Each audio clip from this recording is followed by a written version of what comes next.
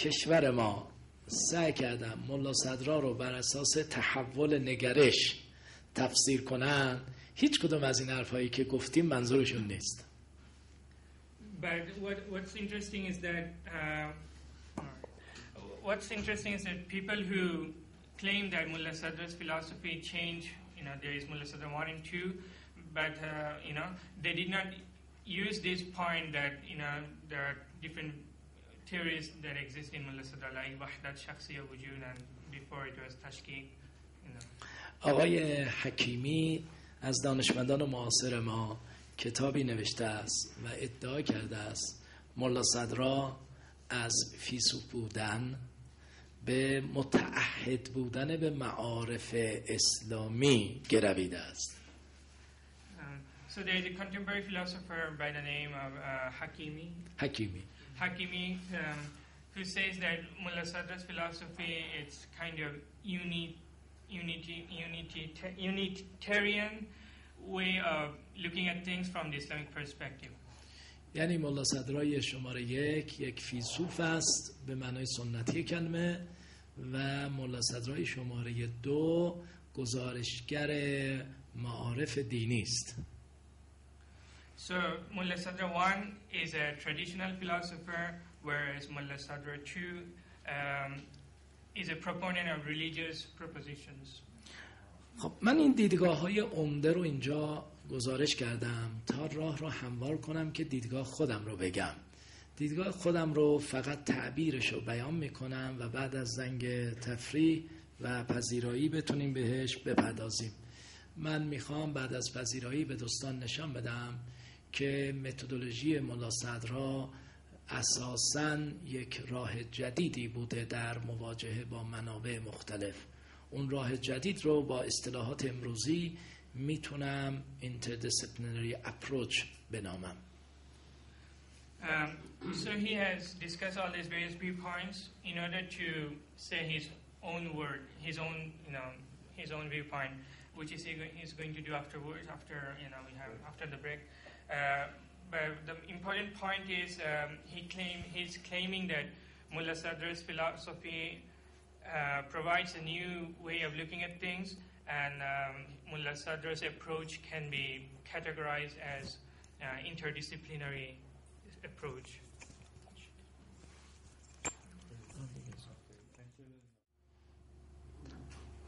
Professor is ready to listen to them. Any? Yeah. Yes. No? Okay.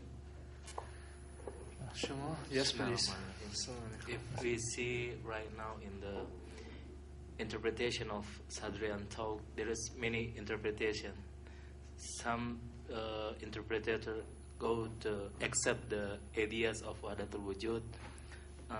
Some criticize the Wahdatul Wujud. But also Sadrian. I mean, all the interpreter from the Sadra's talk. How we can explain this, because we see right now the interpreter of Sadrian talk. Can you repeat it? We see right now there are many interpreters Sadrian talks, yes? Yeah. But they are different. Yeah. So some thinkers accept the Wahdatul Shakhsiyya Wujud. Some thinkers, yes. Then all interpreters come from the perspective. yes. میگه که منظورم این سوال هست بله این سوال میگه که اونایی که صدرایی هستن حتی بین اونها نظرهای مختلف وجود داره در مورد وحدت شخصی وجود. بعضی ها مخالف این نظریه، بعضی ها طرفدار. خب بسم الله الرحمن الرحیم. من به نظر میرسه که ببینید به تعداد کسانی که اسفار درس میگن اسفار داریم. اینو بگوید تا اینجا خیلی رادیکال. هر کسی زن خوب شد یارم از درون من نجوز پسرانم. So there are so many people who teaches Asfar and they have their own interpretation. that's basically the summary of what he's saying. علت اصلی قصه، من البته یه مثال بزنم. مثلا برهان صدیقینی که مولا صدرا گفته 100 تا تقریر داره که از این 100 تا تقریر 19 تا مهمش رو میرزا مهدی آشتیانی گزارش کرده. این مثال فقط. For example, when it comes to Burhan Siddiqeen or the proof of the truthful, there are hundreds different interpretations of this doctrine, and among these 100, only 19 are considered to be important by one of the leading philosophers of Iran, Mirza Mahdi Ashtiani. من از خودم میپرسم چرا اینترپریتیشن های مختلف از مولا صدرا وجود داره؟ He wants to ask himself why there are different interpretations with regard to Mullah Sadra's philosophy. در حالی که مولا صدرا زبانش بسیار روانه، یعنی مولا صدرا اساساً زبان پیچیده‌ای نداره. Whereas the language of Mullah Sadra is very lucid, it's very transparent, not very difficult to understand, but nevertheless there are, so many interpretations. یعنی شما هرگز زبان میرداماد رو در مولا صدرا ندارید یا زبان هگل رو ندارید، اما چرا مولا صدرا تفسیرهای مختلف شده؟ So this is the natural question. Mullah Sadra does not have the very deep, complicated language of Mir Damad, who was his teacher, and also that of Hegel, who also is famous for his difficult, language. But nevertheless, why are there so many interpretations with regard to Mullah Sadra? تفسیرهای مختلف از مولا صدرا به نظر من غالبا نوعی رداکشنیزمن، یعنی مولا صدرا رو ردیوس میکنن به یک فلسفه دیگر. With regard to Mullah Sadra's philosophy, he thinks that what all these different interpreters do is they reduce his philosophy to this and that theory, for example, Wahdat Wujud or Wahdat Shakhsiyya or this and that, یعنی کسی که فلسفه ابن سینا رو خوب بلده وقتی اصفار رو میخونه اصفار رو کاملا ابن سینایی میفهمه. People who study Ibn Sina, Avicenna really well, and when they come to Asfar and study this book, they tend to understand this book with the lens of Abyssinian philosophy. اون وقت حرفای دیگر مثل حرفای عرفانی رو نوعی به حاشیه میرانه. So they have these problems. So since they come from this Abyssinian background and they look at Mullah Sadra through Abyssinian lens, when they come across the mystical doctrines in Mullah Sadra, they just think that these are parentheses. These are not the main topics. Vice versa. از اون طرف کسانی که محی الدین رو خیلی خوب بلدن وقتی اصفار رو میخونن کاملا مولا صدرا رو محی الدینی میفهمن و عناصر مشایی رو بیرون میرانن. Similarly, people who come from mystical background, for example, who are very familiar with even Arabic thought, and when they read Mullah Sadra, they think that it's a mystical work, and consequently they put aside the important, philosophical doctrines. حالا اگر بخواهیم از این رداکشنیزم یه جور پیشگیری کنیم، یعنی یه فکری کنیم که ما حداقل مولا صدرا رو مولا صدرایی بفهمیم، راهش این است که سیستم مولا صدرا رو به دست بیاریم. So if we want to get away with all these approaches and want to understand Mullah Sadra from his own standpoint, then we need a system. We need to understand the system of his thought. و برای اینکه سیستم مولا صدرا رو به دست بیاریم حتما باید متدولوژی مولا صدرا رو به دست بیاریم. In order to understand the system of Mullah Sadra's philosophy, we must learn and we must be aware of the methodology that he used. این درست کاری است که من امروز میخوام انجام بدم. And he wants to do exactly that. سوال دارم. But if you pretend that we can find the real Mullah Sadra and to pretend that our reading of Mullah Sadra is not reductionism, in my opinion, it's also like something like reductionism. because every pretending to achieve and to say that no, the others all their reading was some kind of monopolizing or Mullah Sadr in the context of Ibn Arabi or Ibn Sina. It's you see every author unconsciously is bigger than himself. You know, even Mullah Sadr and Ibn Arabi and every speaking, every kind of talking and reading and writing is beyond ourselves. The primordial reality is beyond every kind of concept. So every kind of reading and writing is reductionism. Even our when we try to explain, it's only explanation of something that is beyond explanation. من فرمایش شما کامنت شما رو کاملا میپذیرم، اما سعی میکنم بین رئالیسم خام و آنتی رئالیسم راهی پیدا کنم برای گشودن این مشکل. He accepts what our friends said, but he wants to balance between pure realism and anti crude. Yes, exactly. Crude realism, not very sophisticated, and anti-realism. Sorry, I mistranslated. و فکر میکنم میتونیم با شما همدلی دارم میتونیم ملا صدرایی رو کشف کنیم که خود ملا صدر اونو کشف نکرده. We might find points in Mullah Sadra's philosophy that he himself did not actually discover or think about.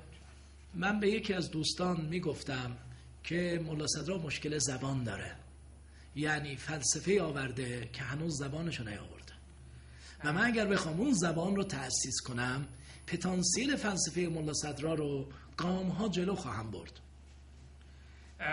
He mentioned to one of our friends that Mullah Sadra's philosophy has the problem of language, and if he can identify what are the problems and if he can create a structure, if he can figure out the structure of this language, then we'd be in a better position to understand Mullah Sadra. توضیح بیشتر نمیدم که در ضمن بحث بگم، ولی فقط مثال قبلی رو یادآوری میکنم. حقیقت نوعیه وجود فقط یه مشکل زبانیه. He wants to review this point which he said earlier. The reality of a species of being is just a problem of language. خب اگر من بخوام خودم به این سوال جواب بدم که ملا صدرا با منابع مختلف چه کرده؟ If we want to answer this question, what did Mullah Sadra do with all these different sources? من اپروچ ملا صدرا رو به منابع مختلف یک اپروچ بین رشته‌ای میشناسم. He identifies the approach of Mullah Sadra as an interdisciplinary approach. یعنی برای ملا صدرا کلام یک دیسیپلینریه، فلسفه یک دیسیپلینریه، عرفان یک دیسیپلینریه، تفسیر یک دیسیپلینریه و ملا صدرا به این دیسیپلینری ها اقبال میکنه، روی میاره. That is to say, for Mullah Sadra, theology is a discipline, particular discipline. Irfan or philosophical Sufism is a particular discipline. And then tafsir or exegesis, it's also a particular discipline, and he welcomes all these different disciplines. And ملا صدرا ذی فنونه، یعنی در رشته‌های مختلف مسلطه. Mullah Sadra can be called a polymath, that is, who is expert in different fields. اما سریعا برای جلوگیری از یک اشتباه مجبورم ملا صدرا رو با خفری مقایسه کنم. In order to prevent a mistake, we want to quickly compare Mullah Sadra with Khafri, who was one of the predecessors of Mullah Sadra in the school of Shiraz in the 15th century. خفری یک علامه هست، در همه علوم تخصص داره، از ریاضیات، علوم غریبه، جفر، هیئت تا فلسفه و تفسیر و اخلاق و پزشکی. Muhaqqiq Khafri, he was also a polymath who was expert in different fields like Jaf or the interpretation of letters and mathematics, astronomy, all these different fields. He was, اما ملا صدرا، البته اینو بگم، امثال خفری هم زیاد بودن که میتونستن برای ملا صدرا یک الگو و اسوه باشن. He also wants to mention that examples like that of Khafri, are abundant, in Mulla Sadra, before Mulla Sadra. اما ملا صدرا هرگز به معنایی که خفری علامه و ذوفنون بود، ملا صدرا به این معنا ذوفنون نیست. But the important point to notice is that as we also refer to Khafri as Allame or kind of expert in different fields, but we must distinguish that Mulla Sadra was not an Allame or polymath in that sense. ملا صدرا نه ریاضیدانه، نه منجمه، نه پزشکه و نه ادعا در این رشته ها کرده. Mulla Sadra was neither mathematician, nor he was a doctor, nor he was an astronomer, and he did not claim to be so.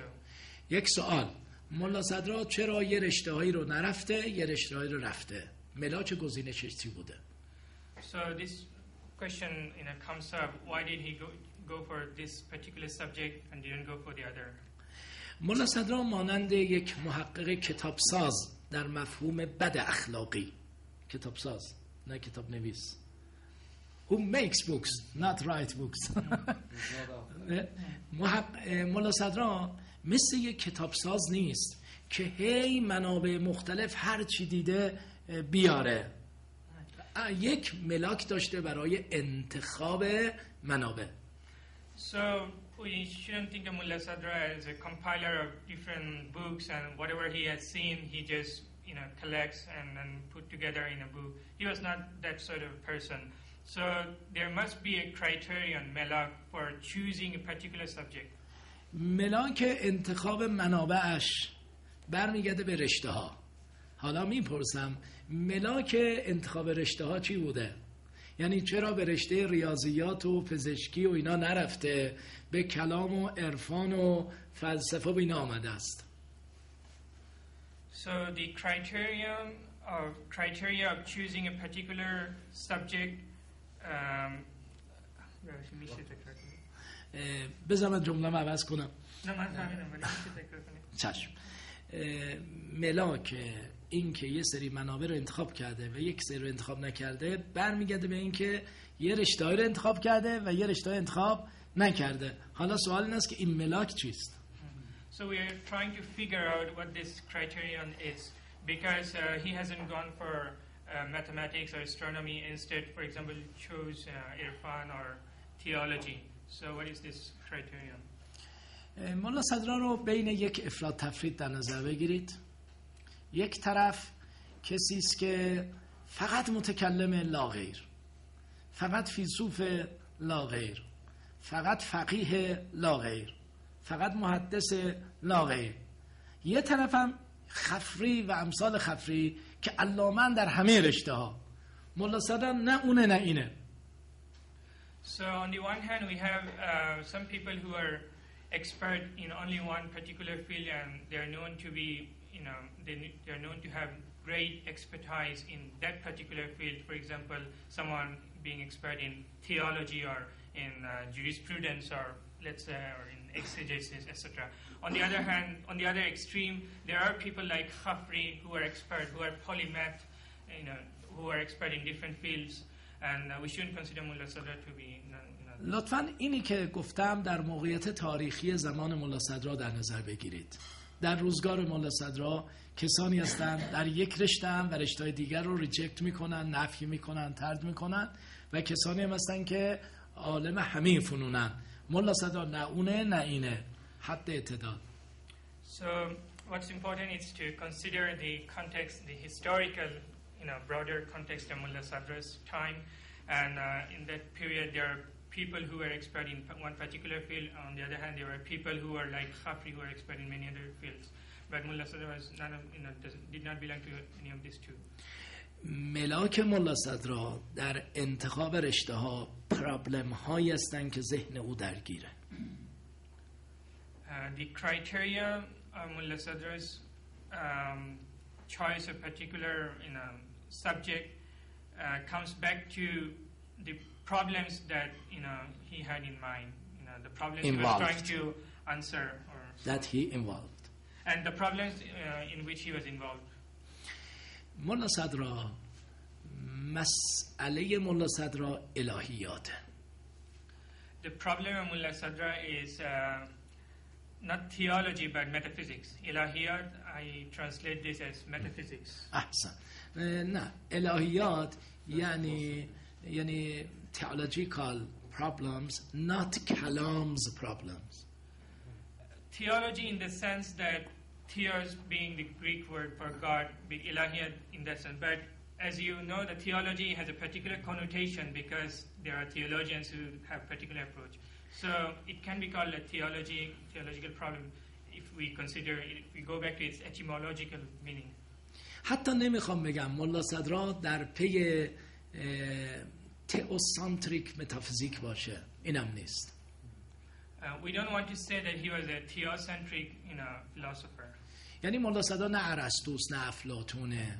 ملا صدرا یک دانشمندی است که ذهنش درگیر مسائل خالص و ناب الهیاته.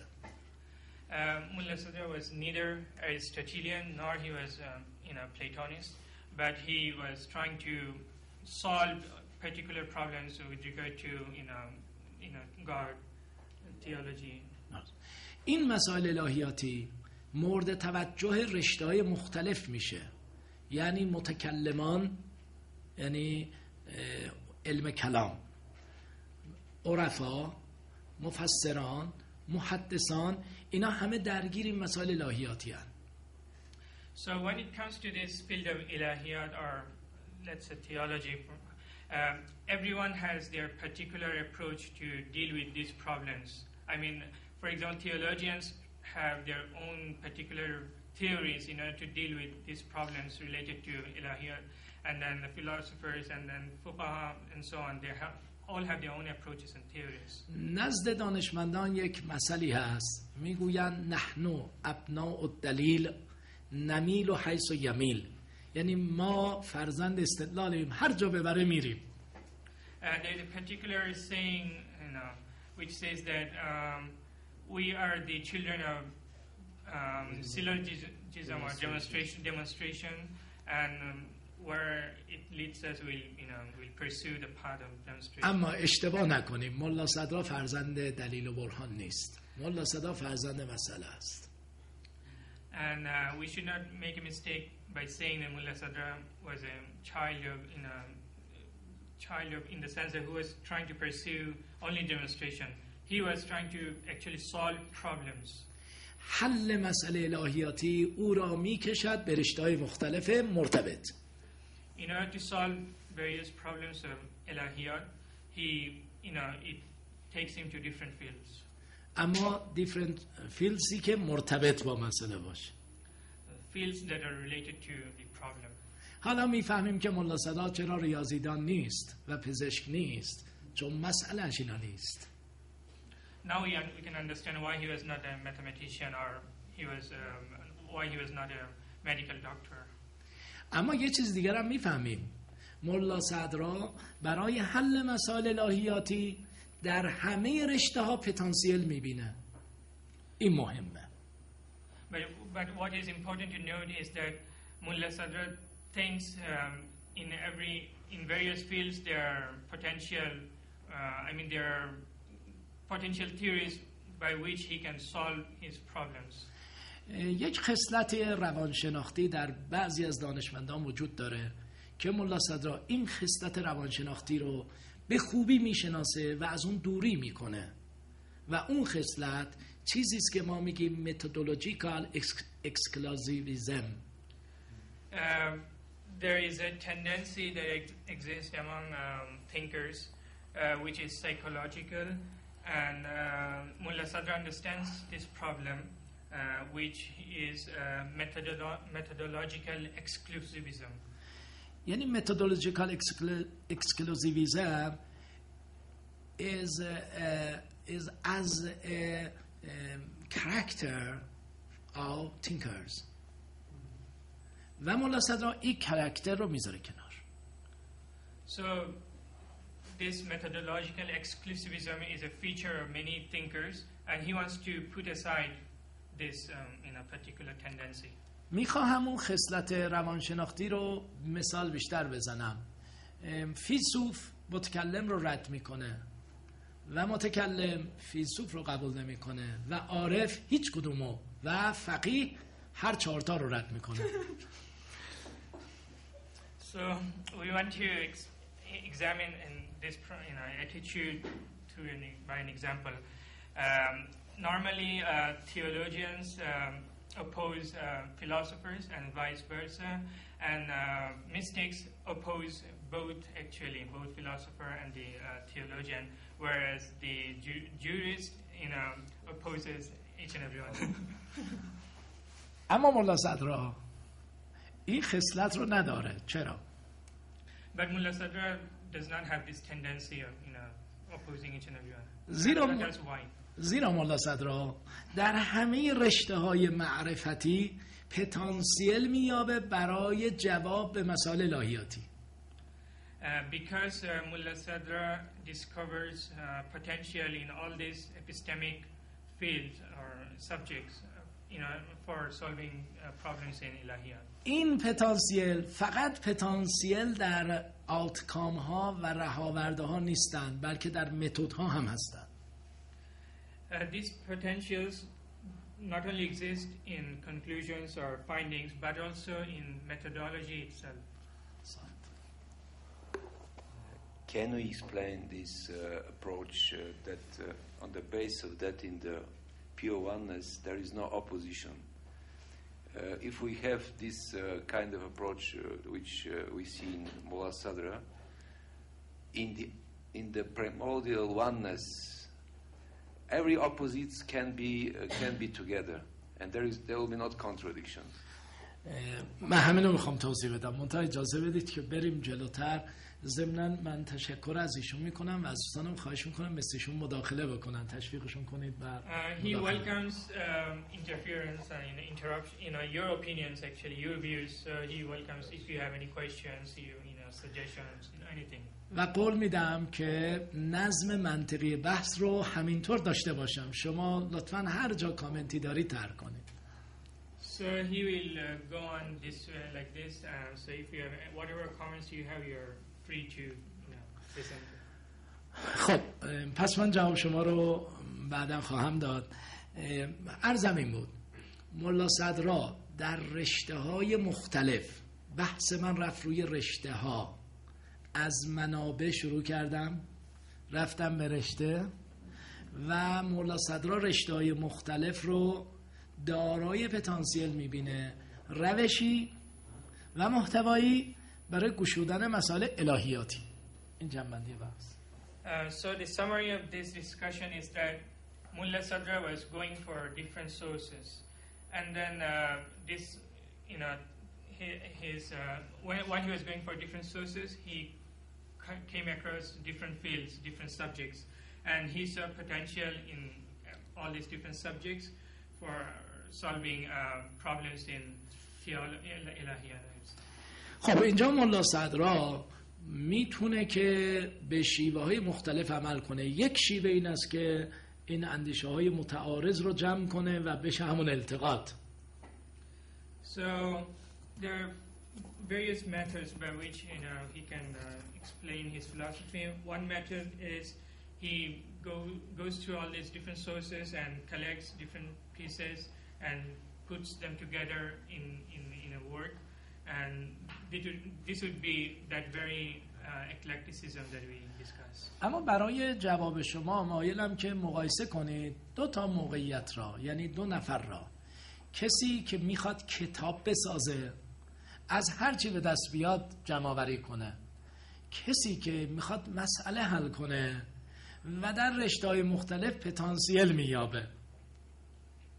So let's consider two different persons. One is trying to compile books. He's just reading various sources and just writing books. And the other one is actually trying to solve problems.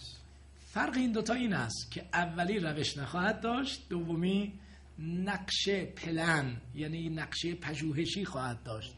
این ریسرچ پلن یا رو پلن این خیلی مهمه. رول So the difference between these two approaches is that in the first case we won't have any methodology, but whereas in the second instance we would have a definite plan, structure, methodology.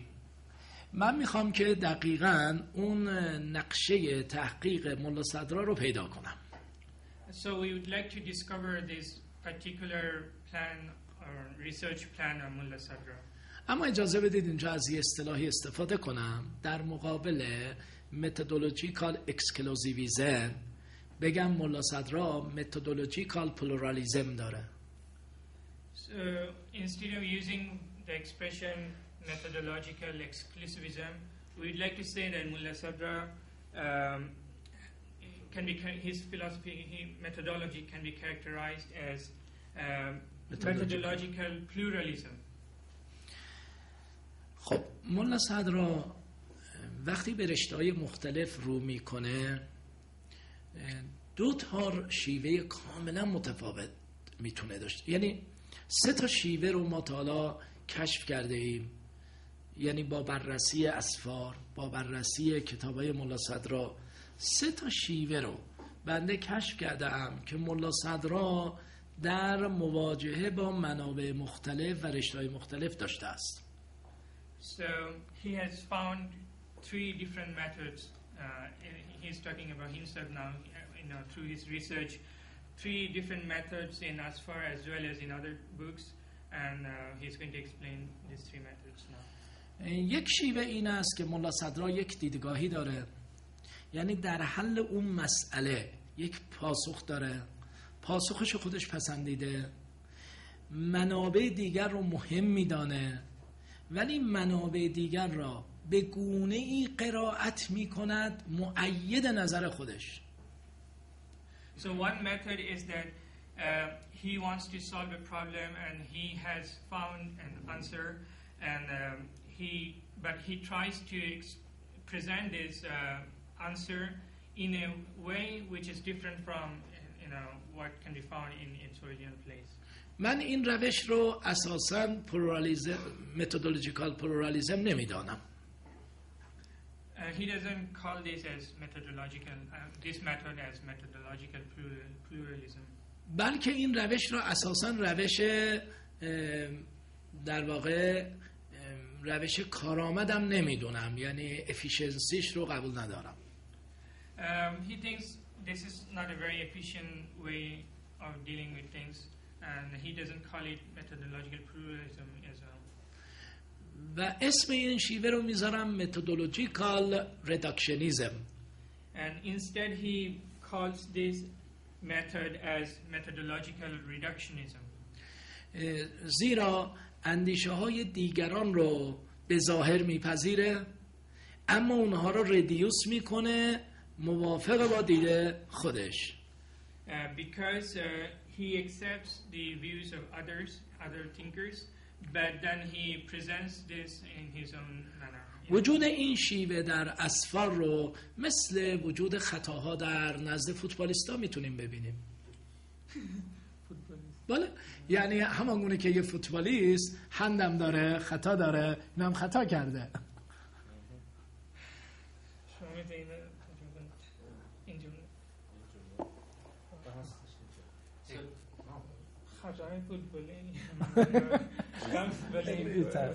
This method can be defined as a kind of, as a method in football that is each players do fall, and each fall is accepted in football as a kind of, essence of football is somehow, company goes along with fall.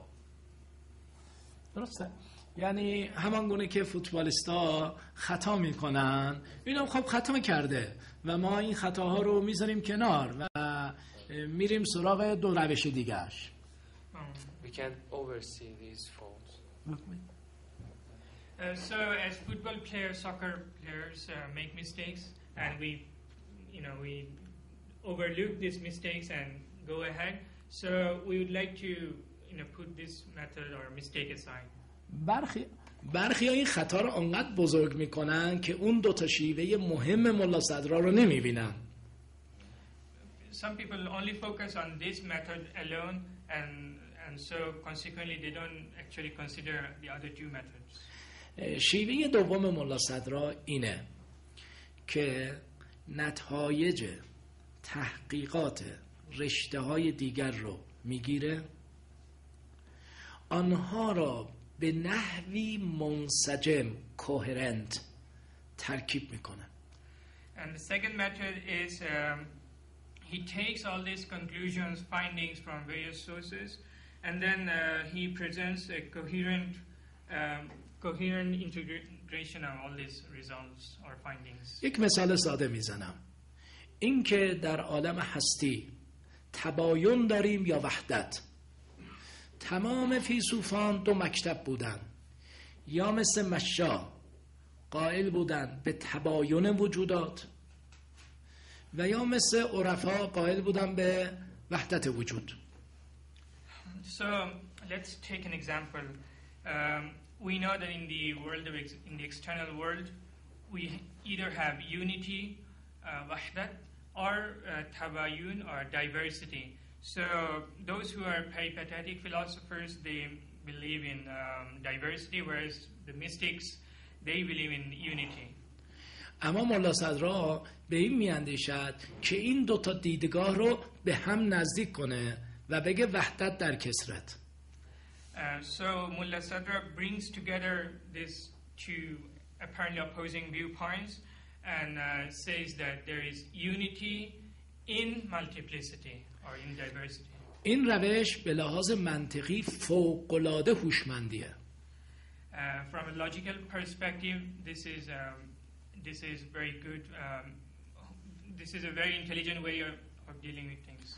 زیرا ملا صدرا فهمیده است کلمه یا اور بین این دوتا دیدگاه خطاست. ملا صدرا فهمیده است وقتی من میگم یا تباین یا وحدت، این یا غلطه، خطاست. Because Mullah Sadra has understood that going to the either extreme, that is either unity or diversity, is kind of mistake. زیرا این دوتا دیدگاه میتونن ناسازگار نباشن، تعارض نداشته باشن. So we can actually create a harmony between these two opposing viewpoints.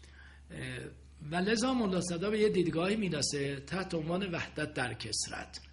So he comes to this new theory that is wahdat, that is unity in multiplicity. We can remark that this method is not new. We know that Gnostics like Shia Gnostics. Sorry, like Wesley, you can complete your teaching.